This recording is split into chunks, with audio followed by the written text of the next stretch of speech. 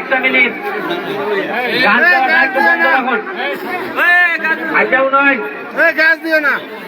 আপনারা গ্রাম ও যত মানুষ আছেন তারা তো এই গাছ বন্ধ রাখো, তারা তো চাও বইসা যারা আছেন ফাইবা ওই গাছ আমার হিসাব করে দিবা যে পেটো যে বাচ্চা লাইন আছে এই লাইনটার নাম একটা করে গাছ থাকবে।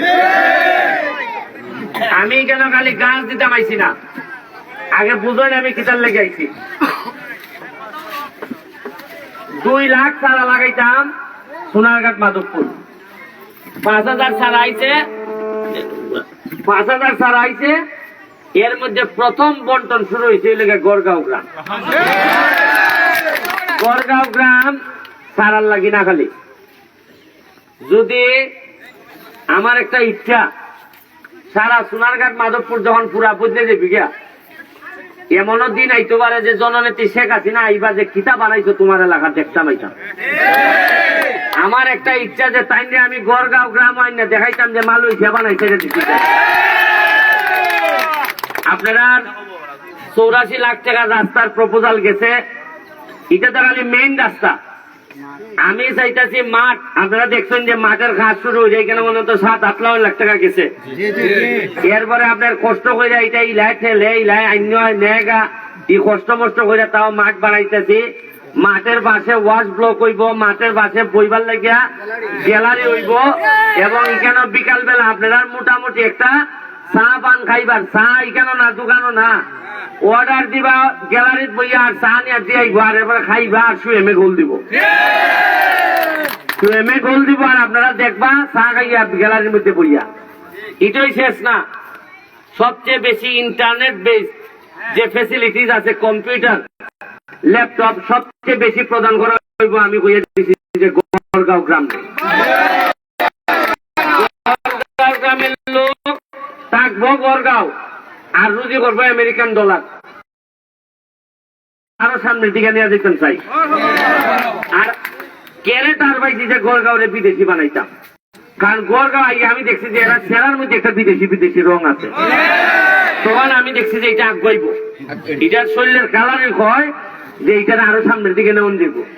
এরপরে আরো ইচ্ছা আছে আমার, ওই যে সামনে যে নদী আছে না, কোয়াই নদী, কোয়াই নদীর আপনার বাড়ির সামনের যে জায়গাটা, এখানে প্রায় 1 কিলোমিটার জায়গা আলাদা করে আমি এই ভালো করে খুদাইয়া এটার একটা নদী থাকবো, কিন্তু এই জায়গাটারে এমন ভাবে আমি বানাইমু পর্যটন, এখানের মধ্যে আমি একটা কিনতে দিলাইমু, আপনারা স্পিড বোট, গ্রামের মানুষের স্পিড বোট চালাইবা এটার মধ্যে।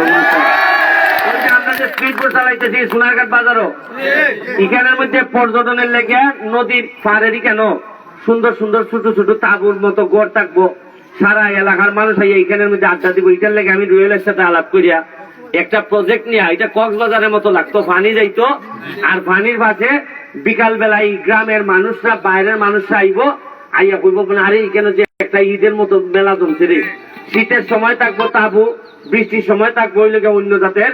ওই যে মালয়েশিয়া যে কেবল কার আছে চিনেননি, মানে একটা বড় বড় এইরকম এই গাড়ির মতো, এটা তারে তারে লই যাই ইভার থেকে ইভার। তা আমার ইচ্ছা আছে যদি ব্রিজ করতাম না পারি, ইভার থেকে কেবল কার যাইব, কেবল কার গিয়ে ওই ভারে নামবো, আবার ওই ভারের কেবল কার ইভার আইব, তাইলে দেখবেন আপনি একটা পুরা পর্যটনের লেগে যা যা লাগে তা সম্ভব হইব। আর আমার সব স্বপ্ন সফল হইব কোন সময়, আপনারা যদি গ্রাম হিসাবে ইউনিটি থাকে, একত্রিত যদি হই, আর যদি মনে করেন যে একলা আরেকলারে খালি গুটিবাজি করতেই থাক হই, তাইলে আপনারা কিন্তু আগাইতে পারতেন না গ্রাম হিসাবে। আমার যেহেতু রুয়েলি গ্রামের, রুয়েলের বাপ মা নাই, আমি মনে করি যে আমি যতদিন এমপি আছি আমি এর বাপ, আমি এর মা, এর গ্রাম হিসাবে আমি যতখান চেষ্টা করে যাইমু যে আমার নিজের তো গ্রাম নাই, আমি ওকে শহর হয়ে গেছি, আমার পৌরসভা, আমি তো এটা নিছি যে গড়গাঁও ওইটা আমারই গ্রাম, সুতরাং এটা দায়িত্ব।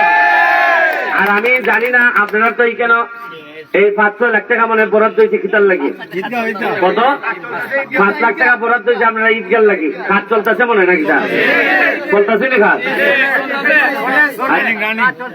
কাজ চলতেছে, বেশি দিন তো নাই, আর তুমি ঈদের আগে যত কেন পারো শেষ করো। এবার মনে আমার সদর নামাজ পড়ল না কোনে লিখে না পড়লাম। আরেকটা জিনিস আছে, আরেকটা জিনিস করা যায় কিনা আপনারা চিন্তা করে দেখবেন। ঈদগাহটা যখন সুন্দর একটা ঈদগাহ হইব, যখন বিভিন্ন কারুকার্য টার্য দিয়ে ঈদগাহটা যখন দেখার মতো হইব, ঈদগার ফাঁসটা ইটা পরিষ্কার করিয়া ফিসের যে পুকুরটা আছে, এই পুকুরটা আমি জানি না খার কেমনে কিতা, আপনারা যদি গ্রামবাসী রাজি থাকুন বা পুকুরের যারা আছে এরা যদি রাজি থাকুন, তাহলে আমি চাইতেছি ঈদগার পাশে পুকুরটার এমন ভাবে ফাঁকা দিয়ে বান্ধাই দিতাম যাতে এখানেও মানুষের দৃষ্টিনন্দন হয়।